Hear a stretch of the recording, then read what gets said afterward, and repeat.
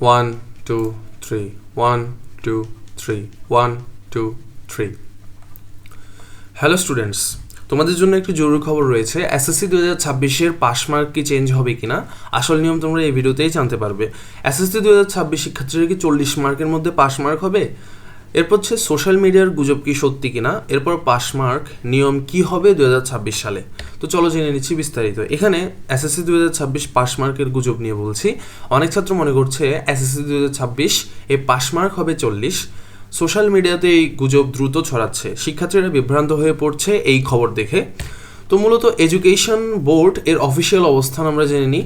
এখন পর্যন্ত কোনো অফিসিয়াল ঘোষণা কিন্তু এখনও হয়নি পাস মার্ক পরিবর্তনের, মানে পাস মার্ক যে পরিবর্তন হয়েছে এরকম কোনো কিন্তু অফিসিয়াল ঘোষণা নেই। তো সুতরাং গুজবের উপর ভিত্তি করে প্যানিক করার কোনো প্রয়োজন নেই, কোনো দুশ্চিন্তা করবো না তোমরা। এরপর এসএসসি 2026-এর পাস সিস্টেমকে একটু ব্যাখ্যা করছি।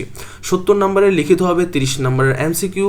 এই বিষয়গুলো যেগুলো রয়েছে 70 আর 30, এই লিখিত ও এমসিকিউতে আলাদাভাবে পাস করতে হবে। মানে 70-এর যে লিখিত রয়েছে ওইটির মধ্যে 23 পেয়ে তোমাকে পাস করতে হবে। 70 নম্বরের লিখিত এবং 30 নম্বরের এমসিকিউ সমৃদ্ধ যে বিষয়গুলো রয়েছে ওগুলোর লিখিত ও এমসিকিউতে আলাদাভাবে পাস করতে হবে। লিখিত পরীক্ষার জন্য পাস মার্ক 23, মানে 70 নম্বরের লিখিতর মধ্যে 23 পেলে পাস করতে পারবে। এমসিকিউ পরীক্ষার জন্য পাস মার্ক 10, মানে 30 নম্বরের এমসিকিউর মধ্যে 10 পেলেই পাস করতে পারবে। সায়েন্স প্র্যাকটিক্যাল সাবজেক্ট এর লিখিত, এমসিকিউ ও প্র্যাকটিক্যাল আলাদাভাবে পাস করতে হবে। মানে এমসিকিউ, প্র্যাকটিক্যাল ও লিখিত তিনটি মিলেই তুমি যে কোনো সায়েন্সের প্র্যাকটিক্যাল সাবজেক্টে তোমার পাস আসবে, আর আলাদাভাবে পাস গণনা হবে। Science practical and English rules. Science practical exam সাধারণত 25 মার্কের হবে, আর এই 25 মার্কের মধ্যে প্র্যাকটিক্যাল পাস মার্ক প্রায় 8 থেকে 9। এর কম হলে তোমরা ফেল করবে, এর বেশি পেতে হবে।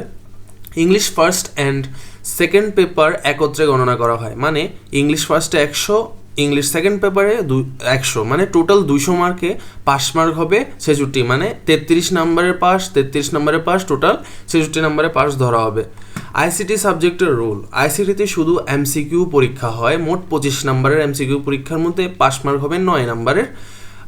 আইসিটি সাবজেক্টের নিয়ম অন্য বিষয় থেকে আসলে আলাদা হবে। ধন্যবাদ প্রশ্নের সাথে থাকার জন্য। সাবস্ক্রাইব, লাইক এবং শেয়ার করে পাশেই থাকবে।